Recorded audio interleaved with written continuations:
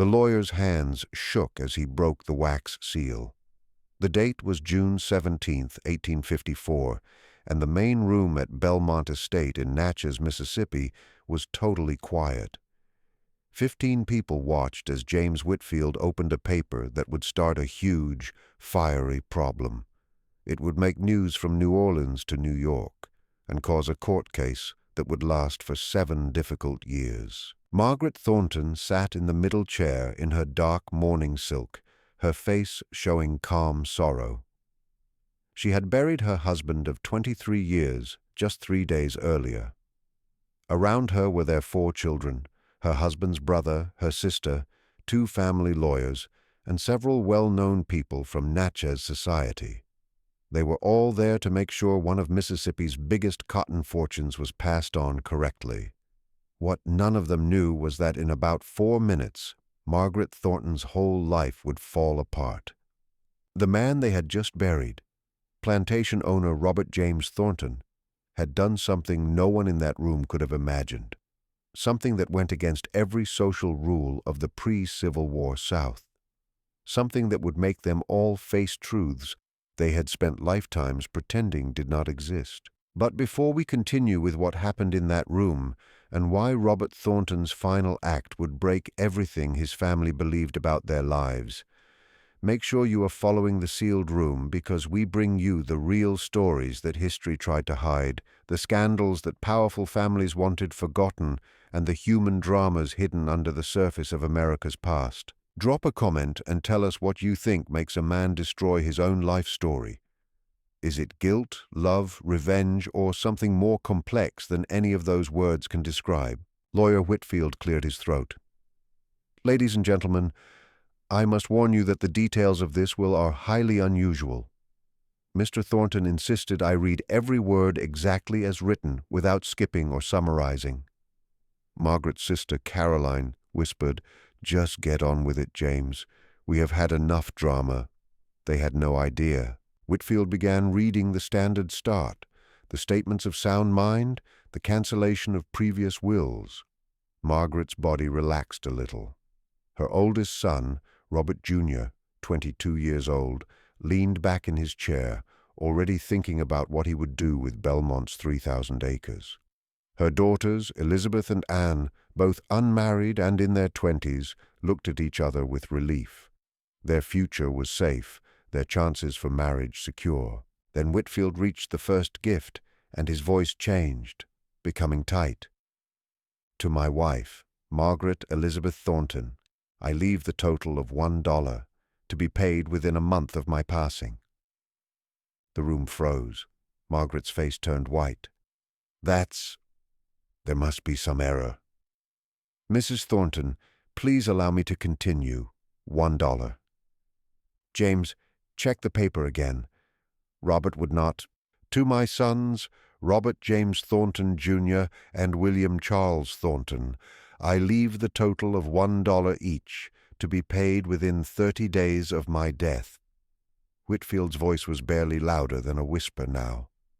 To my daughters, Elizabeth Margaret Thornton and Anne Caroline Thornton, I leave the total of $1 each, to be paid within 30 days of my death. Robert Jr. jumped up.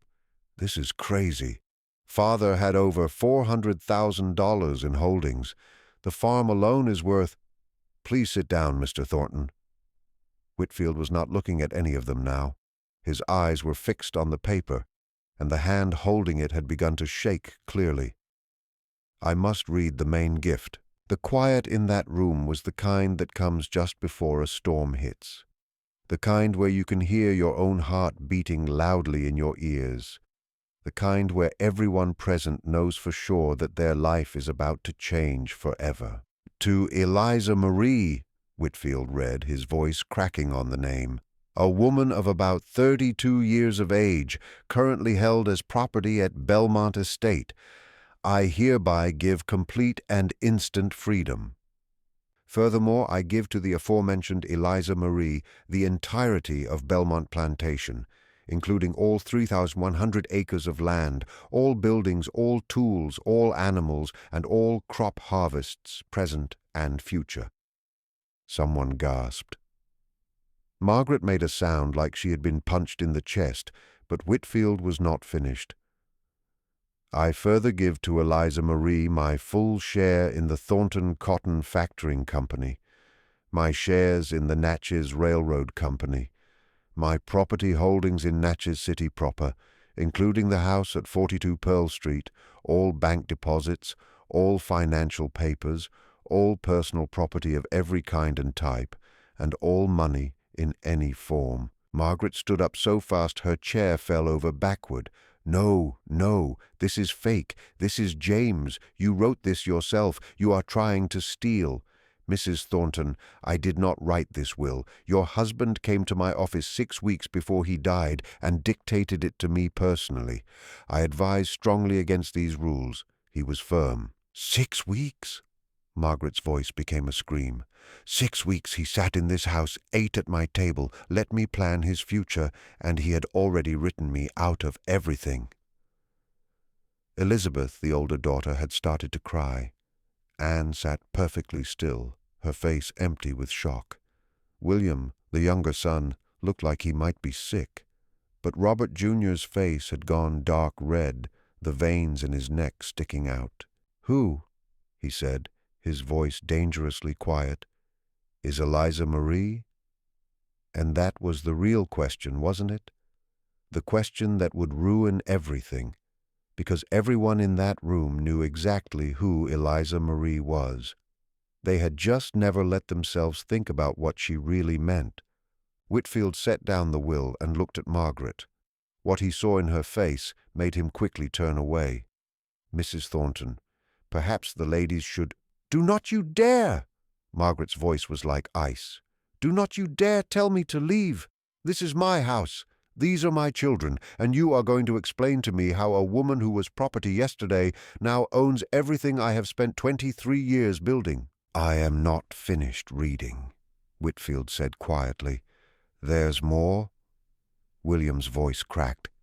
"I further declare," Whitfield read, and his hands were shaking so badly now the paper rattled, "that the following children, currently living at Belmont Estate, are my natural offspring and are to be freed instantly upon my death and provided for from the estate: Marcus, age 9, Sarah, age 6, and Thomas, age 3.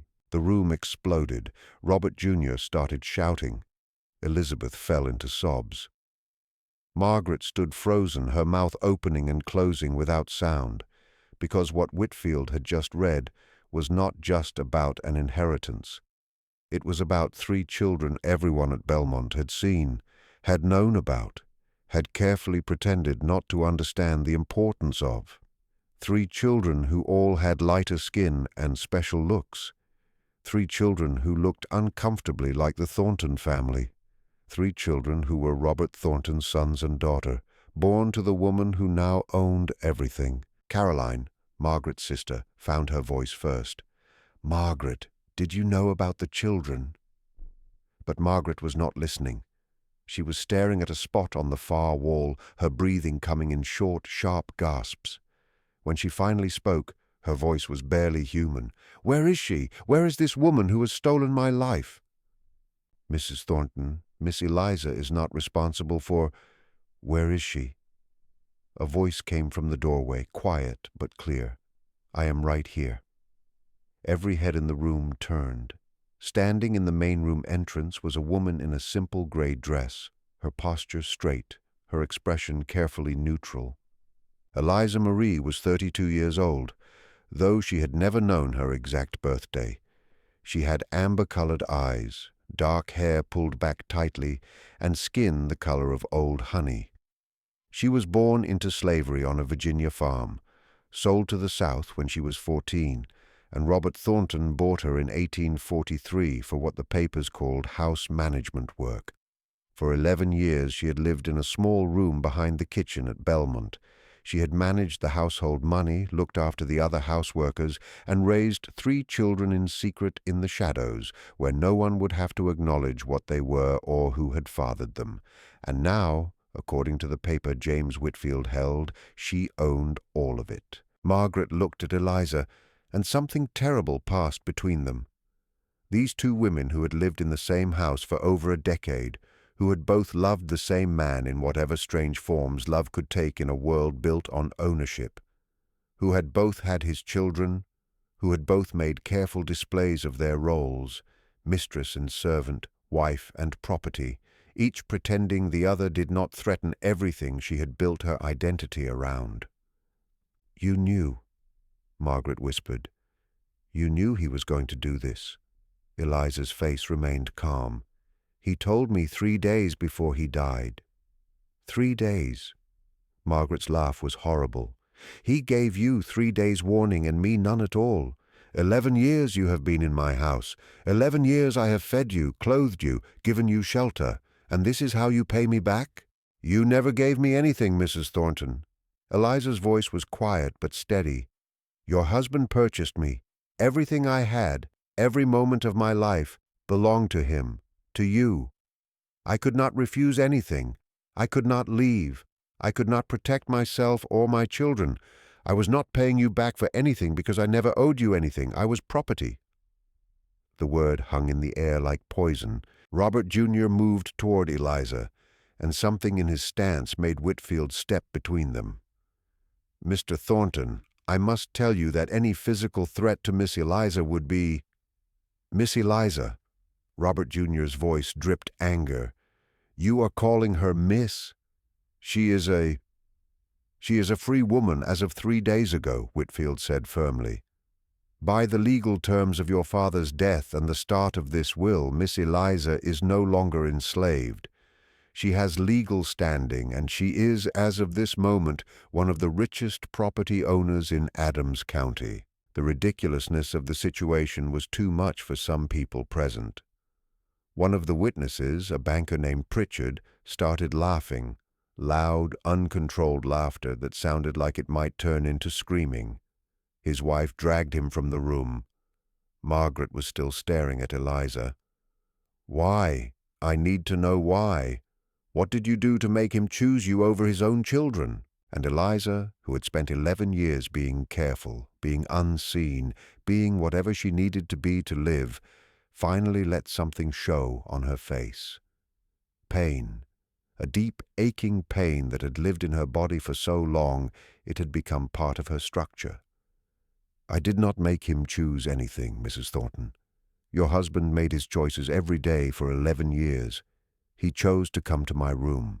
He chose to father children he knew would be born enslaved.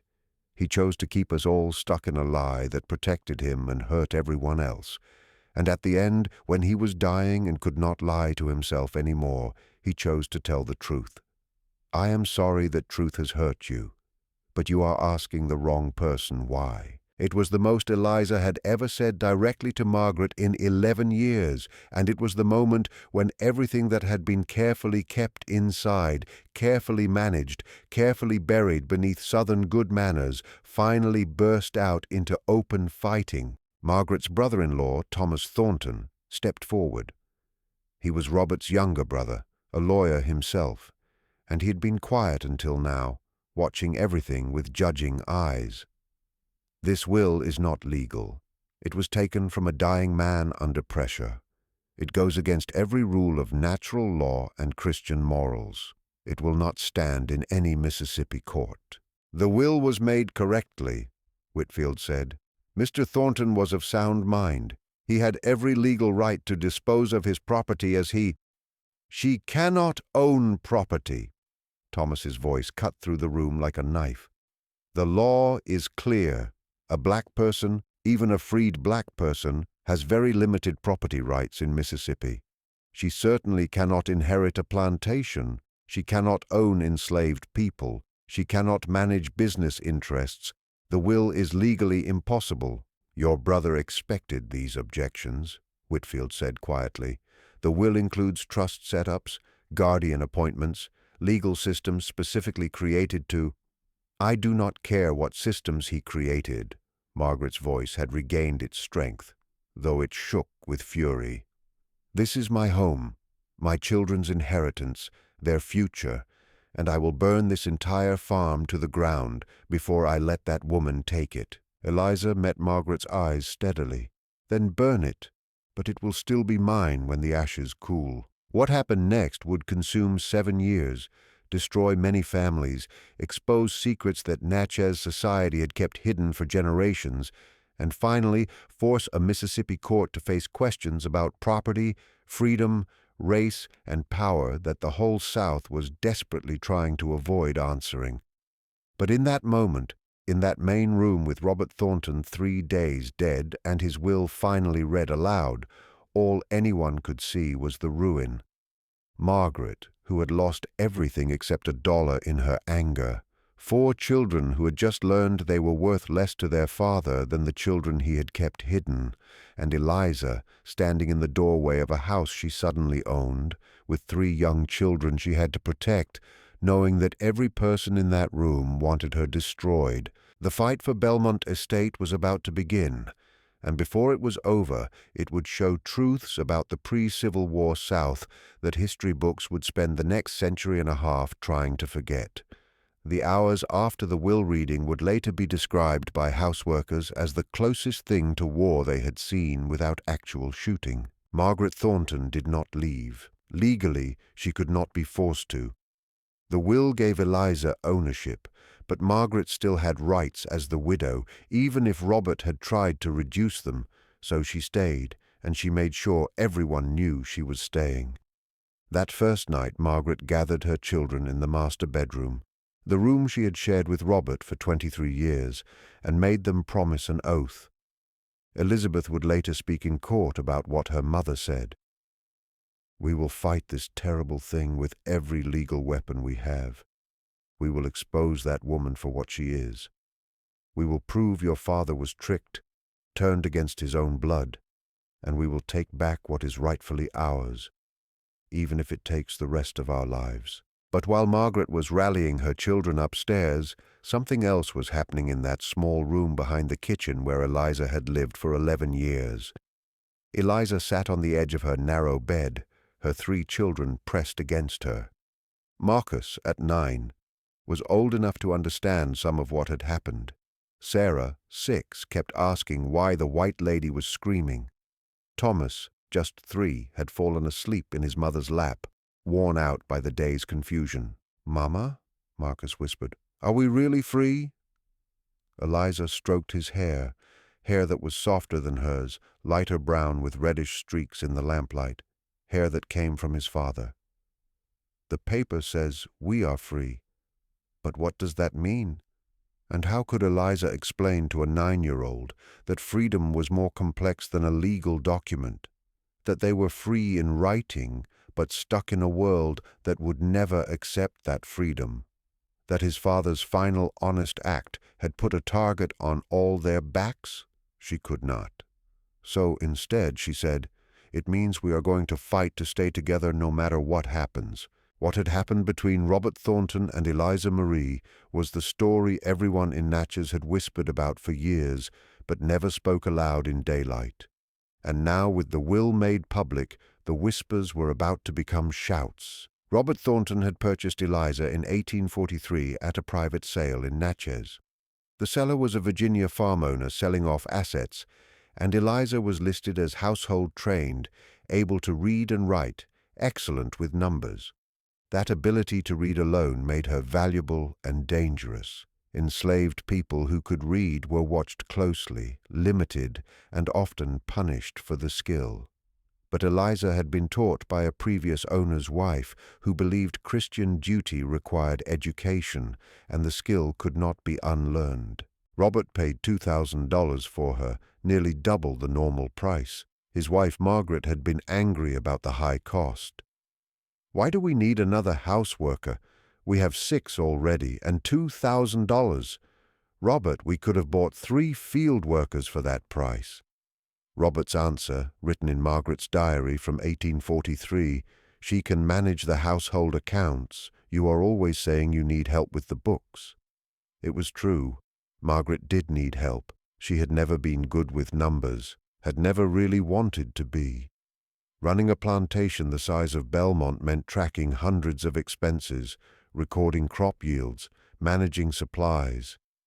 It was tiring work she was happy to let someone else do. So Eliza took over the books, and she was brilliant at it. Within 6 months, she had reorganized Belmont's whole accounting system, found errors that had been costing them thousands, and made the supply ordering better. Robert started asking her for advice on business choices, asking her opinion on whether to invest in railroad stock, discussing cotton future prices. Margaret noticed, of course, but she told herself it was fine. It was just business. Eliza was property, a tool Robert used to manage things Margaret did not want to deal with anyway. It meant nothing. Then, in early 1845, Eliza became pregnant. The plantation midwife, an older enslaved woman named Aunt Bessie, would later testify that she knew right away who the father was. "That child came out with Mr. Robert's nose clear as day," she said. "There was no question. And Miss Margaret, she knew too. She just looked at that baby when he was born, looked at Miss Eliza, then walked out the room and did not say one word." Marcus was born in June 1845. Margaret did not accept his existence for the first 3 months of his life. She simply acted as if he did not exist, as if Eliza had not given birth, as if nothing had changed. It was a performance of purposely not seeing, so complete that even the other workers found it strange. But Robert accepted Marcus. Not publicly. He could not without destroying his social standing. But privately, in small ways that everyone noticed and no one spoke of. He had new living space built for Eliza, slightly bigger, with better windows. He made sure Marcus was never assigned field work, kept close to the main house.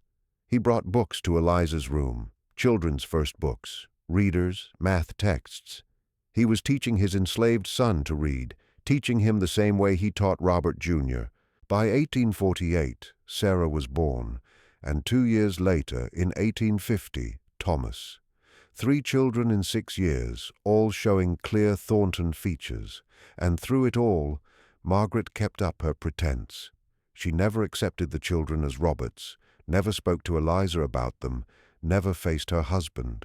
Years later, in a letter to her sister Caroline written during the court fight, Margaret finally explained her silence. "What was I supposed to do? Leave him and go where? Live on what? My father's wealth was promised to my brothers.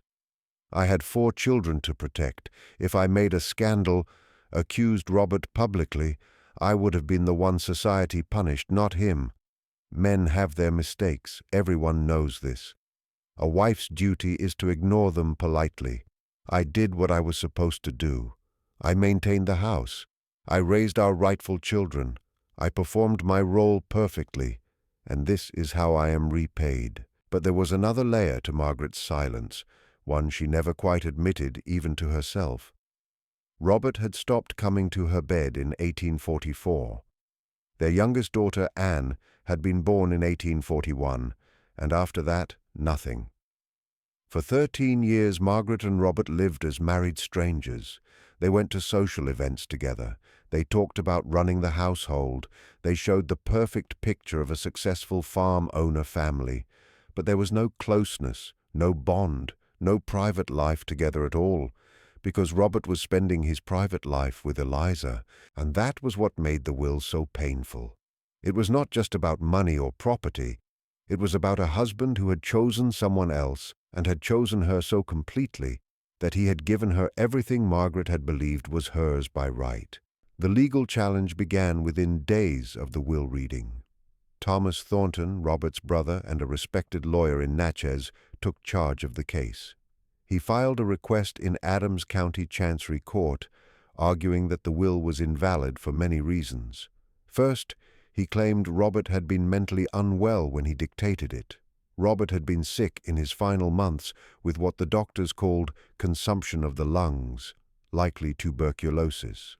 Thomas argued the sickness had affected his thinking. Second, he claimed excessive influence. Eliza had been close to Robert. She had tricked him, charmed him, controlled him. A dying man in her power could not make good decisions. Third, and most important, he argued the will went against Mississippi law. The state had strict rules about freeing enslaved people. Even if Robert could legally free Eliza, he could not give property to her beyond very small amounts. A freed black person could not own a plantation, could not inherit a business, could not manage enslaved workers. The will was asking Mississippi law to do something it clearly prohibited. Thomas's request was filed on June 24, 1854, exactly 1 week after the will reading. The judge assigned to the case was Hiram Foster, a distinguished member of the Mississippi Supreme Court, who had agreed to hear this particular case at the circuit level because of its strange legal difficulties. But what everyone really knew was that Judge Foster had been friends with Robert Thornton, had done business with him, and probably wanted to make sure the case was handled in a way that protected Natchez Society's interests. But Thomas Thornton misjudged something important. He assumed the case would be simple, that any Mississippi judge would immediately throw out a will that gave so much power to a formerly enslaved black woman. He did not account for the one factor that would make everything complicated. Robert Thornton had been extremely thorough. Lawyer Whitfield, when he first met with Eliza to explain her legal position, brought a second paper that had not been read in that room. A letter Robert had written to Whitfield to be opened only if the will was challenged. Eliza sat in Whitfield's office in downtown Natchez, wearing the same gray dress she had worn to the will reading. Whitfield broke the seal on Robert's letter and began reading aloud. "James, if you are reading this, it means my family is fighting the will. I expected this. I want you to know why I did what I did, and I want you to use this letter in court if needed." Whitfield glanced at Eliza. She nodded for him to continue. "I purchased Eliza in 1843 with clear intentions. I had met her briefly at a previous sale, had spoken with her, and saw her intelligence. I planned her purchase purposely.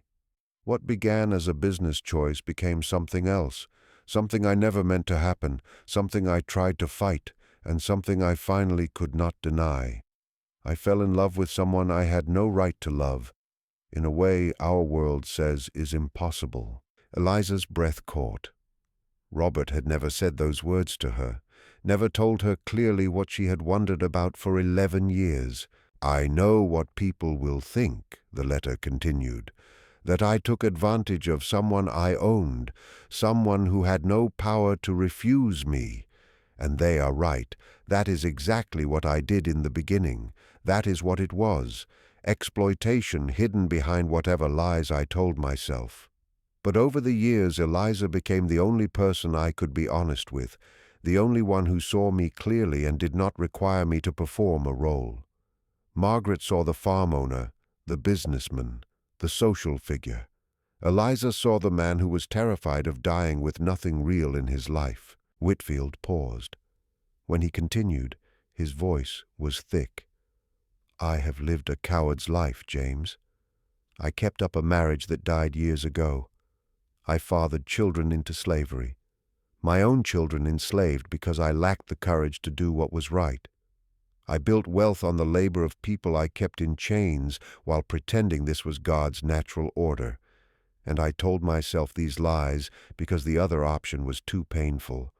But dying has a way of removing every comfortable delusion." The letter went on for 3 more pages. Robert detailed his instructions for how Whitfield should set up the trust arrangements to survive legal challenge. He admitted that what he was doing would hurt his rightful children, but argued they would inherit their whiteness, their education, their social position, privileges his children with Eliza would never have unless he acted. And then at the end, Robert wrote something that would become the core of the entire case. "I free Eliza not as an act of kindness, but as an admission of theft. I stole 11 years of her life. I stole her children's childhood.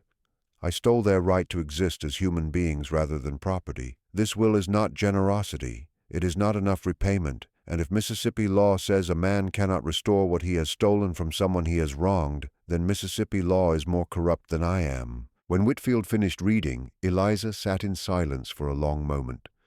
Then she said quietly, "He never told me any of this, not in these words. Men often find courage in letters they cannot find in life. Whitfield said. "Miss Eliza, this letter is strong proof, but using it means exposing everything. Your relationship, your children, the intimacy of what existed between you and Mr. Thornton. The Thornton family will argue you charmed him, tricked him. They will say terrible things about you in open court. Are you prepared for that?" Eliza thought about Marcus, Sarah, and Thomas, about the children growing up in the in-between space between slavery and freedom, between black and white, between rightful and unrightful, about the future she could give them if she won this fight, and the future they would have if she gave up. "I have been called terrible things my entire life, Mr. Whitfield. What are a few more insults compared to my children's freedom?" But she had no idea what was actually coming, because the Thornton family was not just going to insult her, they were going to try to ruin her, and they were going to use every weapon pre-Civil War Mississippi society had to offer. Weapons forged in generations of slavery, assault, denial, and the desperate need to maintain a social order that required some people to be human and others to be property. The first hearing was set for August 1854. Both sides would present their arguments about whether the will should be approved at all. Judge Foster's courtroom was packed with every important citizen in Natchez. People stood in the back, crowded the aisles. This was not just a legal process. It was a public show. Margaret attended, dressed in her mourning clothes, her children next to her. She had made sure Elizabeth and Anne looked pale and delicate, perfect victims of their father's betrayal. Robert Jr. sat stone-faced, showing barely controlled anger. The message was clear.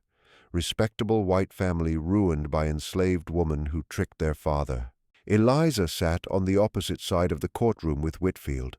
She had worn her plainest dress, no jewelry, hair pulled back tightly.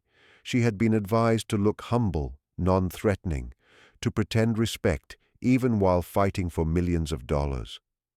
The performance required of both women in that courtroom said everything about the roles they were stuck in.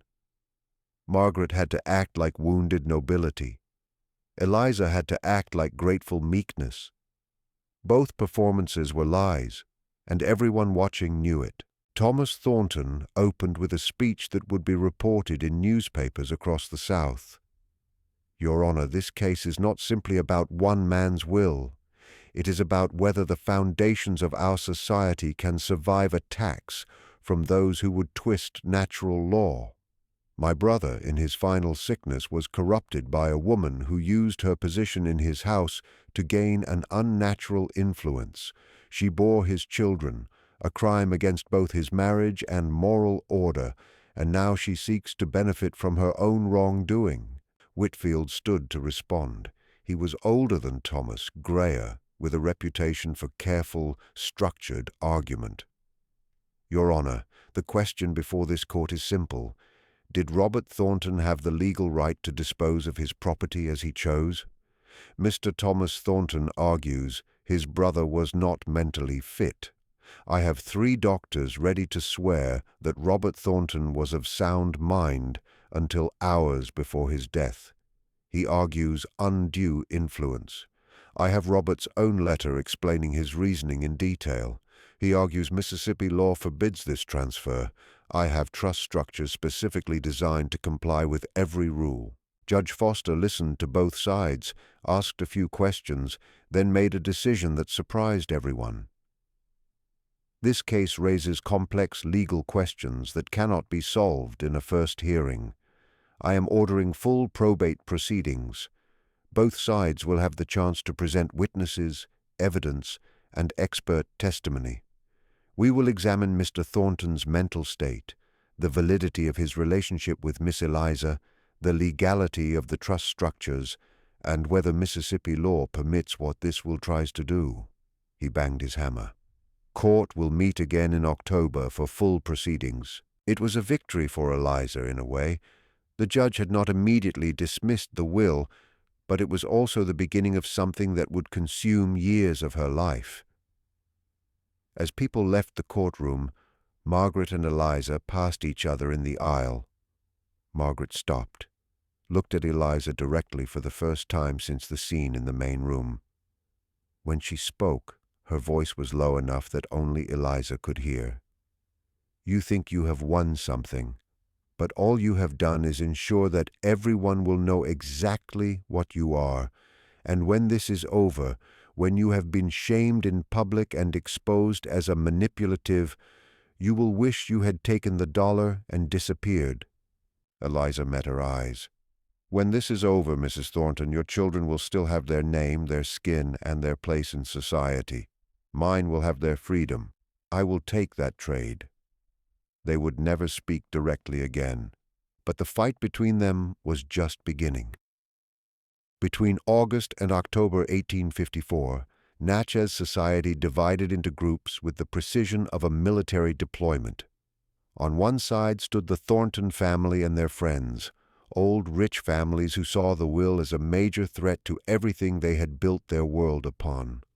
On the other side stood a much smaller, much quieter group, a handful of abolitionist sympathetic merchants, several Quaker families, and a few people who simply believed a man should be able to dispose of his property as he wished, no matter who benefited. But most people fell into a third category, those who watched with shocked interest, unable to look away from a scandal that forced them to face questions they had spent lifetimes avoiding. Eliza quickly learned what it meant to be a black woman fighting for property in a white man's world. 2 days after the first hearing, she walked into the general store in Natchez, where she had been ordering supplies for Belmont for years.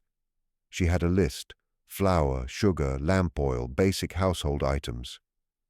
She handed her list to Thomas Henderson, who had always been polite when she came in with orders from Margaret. Henderson looked at the list, then at Eliza, then back at the list.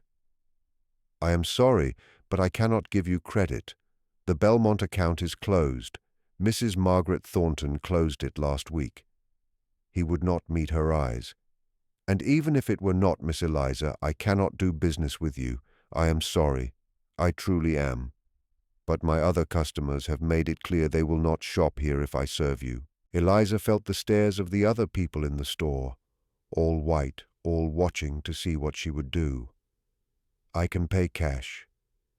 "It is not about payment. It is about—" Henderson trailed off, looking miserable. "My family's reputation. I have daughters to marry off. I cannot be seen as supporting what you are doing." What she was doing. As if she had planned this, as if she had written the will herself. Eliza left without the supplies. She tried 2 more stores. Same result. Word had spread with the speed of a sickness. Anyone who helped Eliza would be socially ruined. The white leadership of Natchez had closed ranks. That evening, a group of 3 women appeared at Belmont. Not the main house. They would not go there. They came to the kitchen house where Eliza was overseeing dinner preparation. These were women of color, free women who had built lives in Natchez. The oldest, a seamstress named Martha, spoke first. "We heard what happened at the store. We brought you what you need." They opened a basket filled with the exact supplies Eliza had been denied. "We cannot let them starve you out, child," Martha said. "You have to fight this. If you lose, it is a loss for all of us." Another woman, a baker, added, "Every white person in Natchez is watching. They want to see a black person fail when given a chance. If you lose this fight, it is not just you who loses, it is every one of us. Because what you are proving is that we cannot be trusted with freedom, that we cannot manage property, that we are not fully human. So yes, we are going to help you because your battle is our battle." It was the first moment Eliza had allowed herself to understand what she really represented. Not just one woman fighting for an inheritance, but a test case for whether someone like her could exist as a free property owner in Mississippi.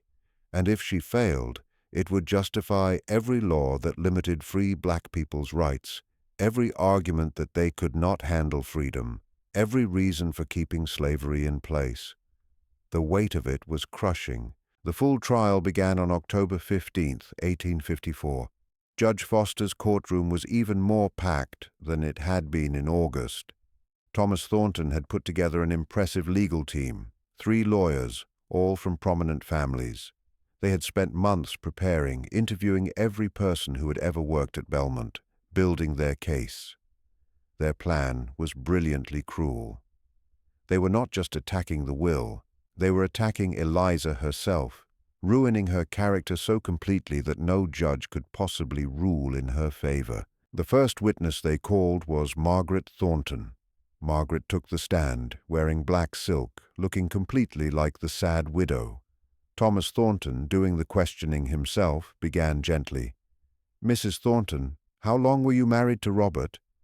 23 years. Her voice shook perfectly. "And in that time, did you manage his household faithfully?" "I did everything a wife should do. I bore him 4 children. I maintained his home." She described finding out about Robert's relationship with Eliza in 1845 after Marcus was born. She described facing Robert, who had admitted the affair but refused to send Eliza away. She described years of shame watching her husband's mistress live in her house, raise his unrightful children under her own roof. "Did you ever think about leaving your husband?" Thomas asked. "Where would I go? A woman cannot simply leave her marriage because she is unhappy. I had children to think of, a reputation to protect. I did what any Christian woman would do. I forgave him. I prayed for him. I hoped he would see reason and end the relationship. Instead, he continued it for 13 years, and then he died and left me with nothing." She broke down, crying. It was a perfect performance, and it was working. Eliza could see it in the faces of the jury, 12 white men, all property owners, many of them married. They looked at Margaret with sympathy. They looked at Eliza with disgust. When Whitfield questioned her, he was gentle but firm. "Mrs. Thornton, you testified that you confronted your husband in 1845. What exactly did he say?" "He said it was none of my concern. Those were his words. None of your concern." Margaret hesitated. He said his relationship with Eliza was his private business." "Did he ever promise to end the relationship?" "No." "Did he ever apologize for it?" "No." "In fact, did he not tell you clearly that he would continue the relationship and you would have to accept it?" Margaret's face hardened. "Yes." "And you did accept it, did you?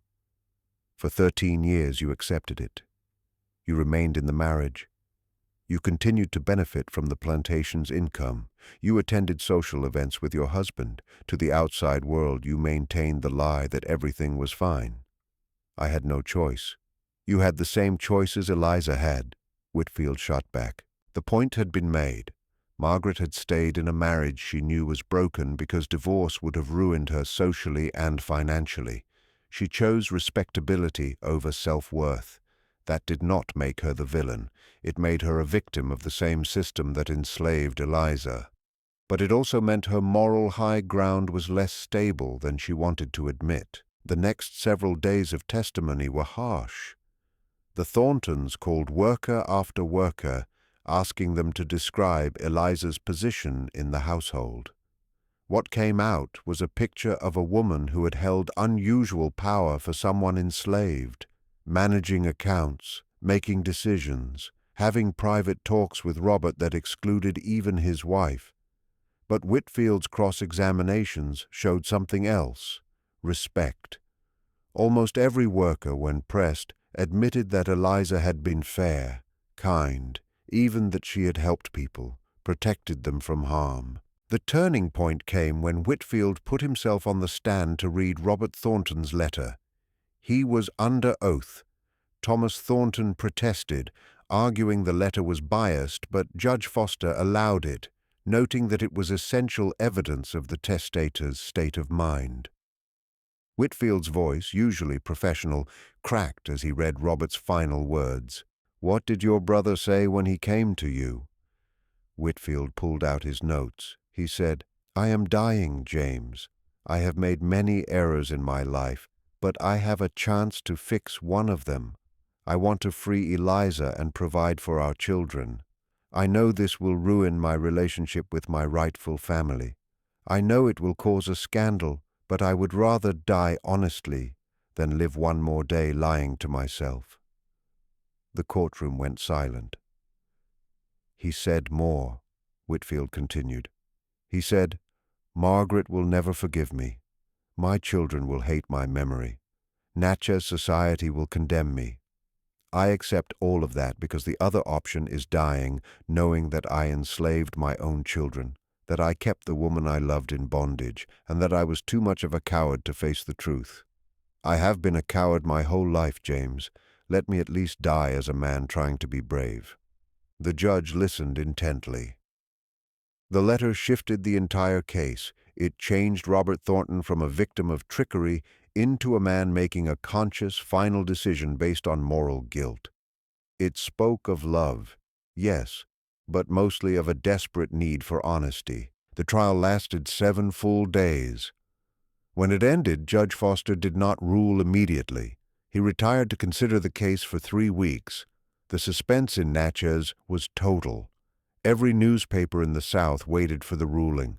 When the court reconvened on November 7, 1854, the tension was unbearable. Judge Foster began by speaking for an hour on the importance of property rights, the sanctity of marriage, and the necessity of maintaining social order. Everyone thought he was going to rule for the Thorntons. Then he changed course. "The court finds that Robert Thornton was of sound mind and not subject to undue influence when he signed his final will. The document reflects his clear, articulated intention, supported by the honest words of his lawyer. Therefore, I am ruling that Robert Thornton's will is valid and should be approved with changes." The courtroom erupted. Judge Foster's hammer cracked like gunshots. "Order! I will have order!" When the room quieted, he continued, "Miss Eliza shall receive her freedom as stated in the will. She shall receive care of her 3 children, Marcus, Sarah, and Thomas, who shall also be freed. These provisions are clear and legal." Eliza felt tears running down her face. Her children, they were free. Whatever else happened, that was permanent. "However," Foster said, and his voice grew heavier, "I cannot allow the transfer of the entire estate as written.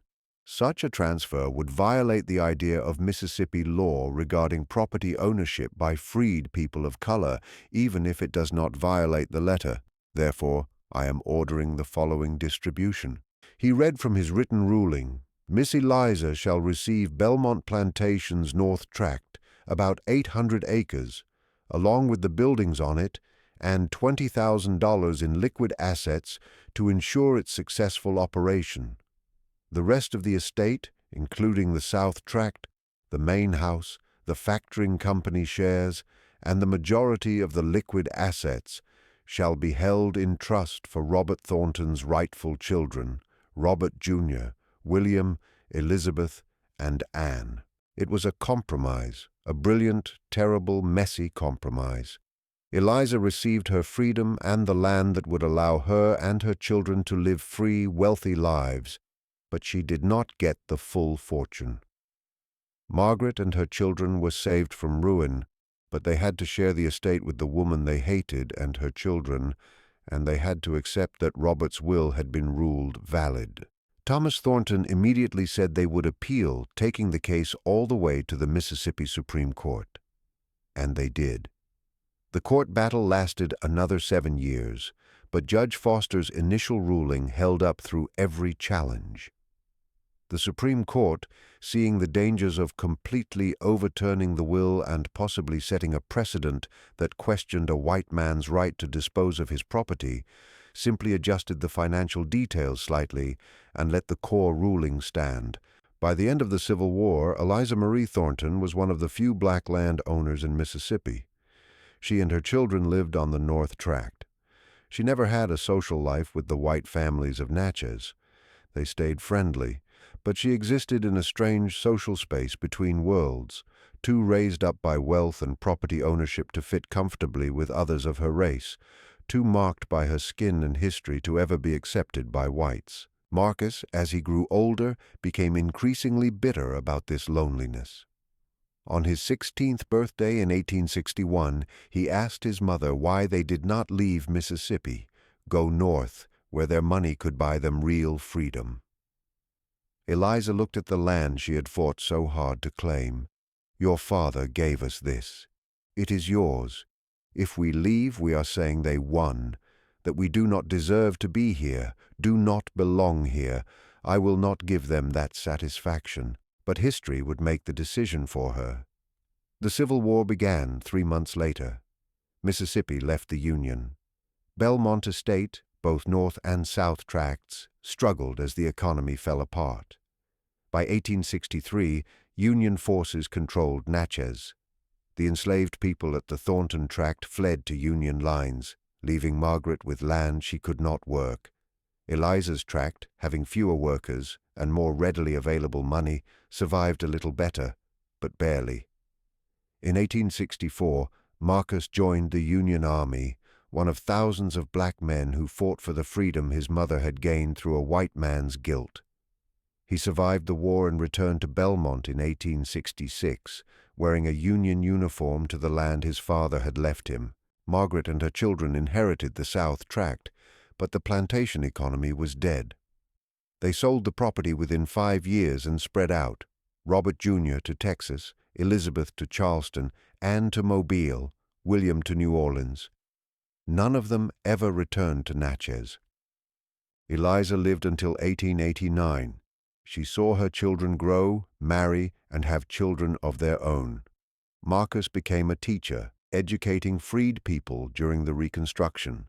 Sarah married a minister and moved to Philadelphia. Thomas studied law in Ohio and became one of the first black lawyers in the North. She died owning the land Robert Thornton had given her, though by then it was worth much less than its pre-war value.